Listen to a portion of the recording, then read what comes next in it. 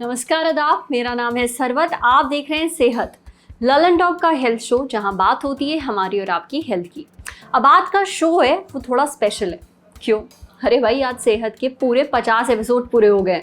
तो thank you आपको सेहत देखने के लिए, हम पर भरोसा करने के लिए और साथ ही अपनी परेशानियां भी हमसे बांटने के लिए। हम पूरी कोशिश करते रहेंगे कि आपकी परेशानियों का हल ढूंढते रहें, आपके सवालों के जवाब देते रहें और सही जानकारी आप तक पहुंचाते रहें। शुरू करते हैं आज का एपिसोड। पहला सेगमेंट है हालचाल। आज बात करेंगे उन आम गलतियों की जो हम हिंदुस्तानी दवाइयों के मामले में करते हैं। दूसरा सेगमेंट है तन की बात। अगर सीने में दर्द नहीं हो रहा है तो मतलब क्या हार्ट अटैक नहीं है। और तीसरा सेगमेंट खुराक, यानी एक झकास सी हेल्थ टिप, जैसे क्यों वेट लॉस के चक्कर में खाना ना खाना एक बहुत बड़ी गलती है। हिंदुस्तान में ना एक कहावत बहुत चलती है, नीम हकीम खतराए जान, क्योंकि यहाँ हर दूसरा शख्स फ्री में मेडिकल ज्ञान बांटता रहता है।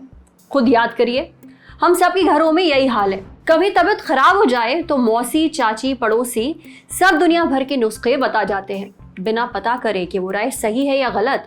बहुत बार हम उन्हें आंख बंद करके मान भी लेते हैं। यही गलती करते हैं हम दवाइयों के मामले में। डॉक्टर्स कह कह कर थक गए हैं कि डॉक्टर गूगल और व्हाट्सएप यूनिवर्सिटी के सहारे खुद को MBBS ना समझें, पर नहीं, हम सुनते कहाँ हैं। बात चाहे एलोपैथी की हो या होम्योपैथी, कुछ गलतियां हम दोनों तरह की दवाइयों के साथ करते हैं। अब क्या है वो गलतियां, चलिए जानते हैं, ताकि अगर आप भी उनमें से कोई गलती कर रहे हैं तो रुक जाएं। सबसे पहले जानते हैं एलोपैथी के डॉक्टर से। पहला, इनकम्प्लीट ड्रग, दवा का कोर्स पूरा ना करना। कई बार ऐसा देखा जाता है, डॉक्टर जितने दिन की सलाह देते हैं मरीज बीच में ही दवा छोड़ देते हैं। इसकी वजह से दवा का रेजिस्टेंस हो सकता है। अगर आपको पुनः से अगर वो बीमारी हुई तो सेम दवा से आपको ठीक नहीं होगा। इसका उदाहरण क्या है?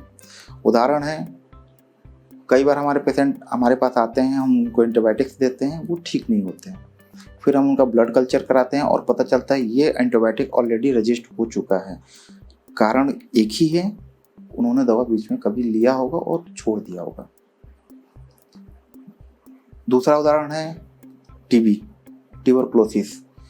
ट्यूबरक्लोसिस की दवा लंबी चलती है, सामान्य रूप से हम समझ सकते हैं ये लेने में व्यक्ति को तकलीफ होती है, परंतु अगर आप बीच में इस दवा को छोड़ देंगे तो आपको पुनः से पूरी दवा शुरू करनी पड़ेगी और उतने ही ड्यूरेशन तक खानी पड़ेगी। लेकिन बार बार दवा छोड़ना और शुरू करने से ये मल्टी ड्रग रेजिस्टेंस में बढ़ जाएगा, जिसको MDR TB बोलते हैं, और ये कभी ठीक नहीं हो सकता।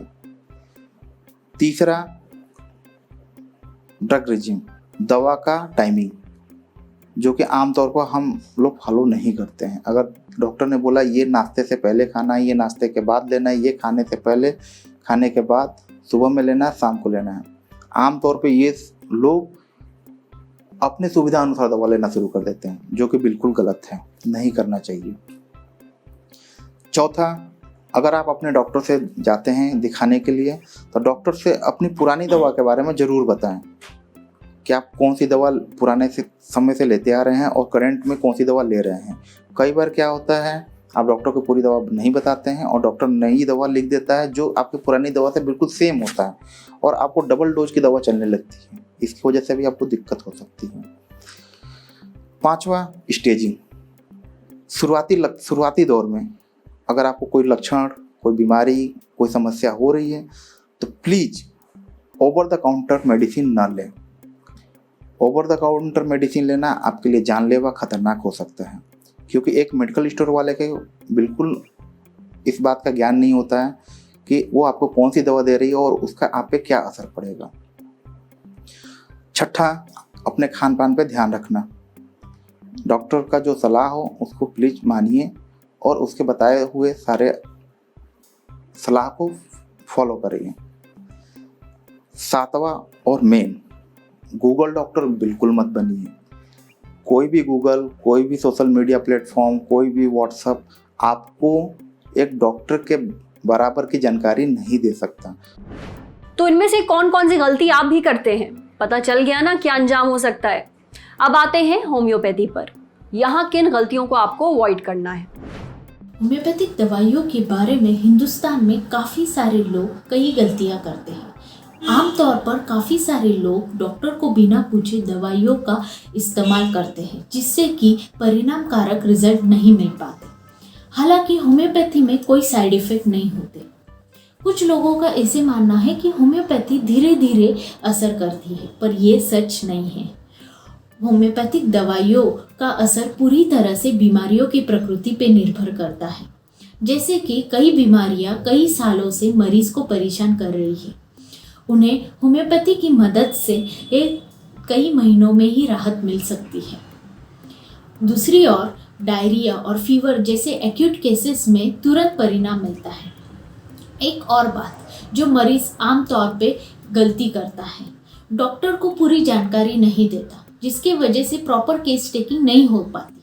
होम्योपैथी के सिद्धांत के अनुसार और दोनों मानसिक और शारीरिक स्थिति के आधार पर दवाई प्रिस्क्राइब की जाती है। सही फीलिंग साझा ना करने की वजह से मरीज को तुरंत राहत नहीं मिल पाती। कई लोगों का ऐसे मानना है कि होम्योपैथी और एलोपैथी का सेवन साथ में नहीं कर सकते, पर ऐसी बात नहीं है। कई बीमारियां हैं जिसमें होम्योपैथी और एलोपैथी साथ में ले जा सकते हैं। और एक गलतफहमी कई लोगों में है कि लहसुन, प्याज, चाय, कॉफ़ी जैसी चीज़ों का सेवन नहीं करना चाहिए होम्योपैथिक उपचार के दौरान। असल बात यह है कि होम्योपैथिक दवाइयों का अवशोषण होने के लिए एक दवाई लेते समय 20 मिनट पहले और बाद में कौन सी भी स्ट्रॉन्ग इसेंस वाली पदार्थों का सेवन नहीं करना चाहिए। तो अगर अपनी सेहत से प्यार है, इन गलतियों को जरूर अवॉइड करिए। अब बढ़ते हैं सेहत के अगले सेगमेंट की तरफ। जब बात हार्ट अटैक की हो तो हमेशा एक बात जहन में आती है, सीने में जोरदार दर्द, इतना ज्यादा प्रेशर जैसे कोई हाथी सीने पर बैठ गया हो। और अगर सीने में दर्द नहीं है तो हार्ट अटैक नहीं पड़ रहा, ऐसा आम तौर पर माना जाता है, पर यह सच नहीं है, खास तौर पर औरतों में हार्ट अटैक के दौरान। जब औरतों को हार्ट अटैक आता है तो जो लक्षण ज्यादातर महसूस होते हैं वो हैं सांस ना आना, सीने में जलन, थकान, चक्कर, उल्टी, गले, पीठ और बाएं कंधे में जोरदार दर्द। हर केस में सीने में दर्द नहीं उठता है, जो कि आमतौर पर हार्ट अटैक की पहचान है।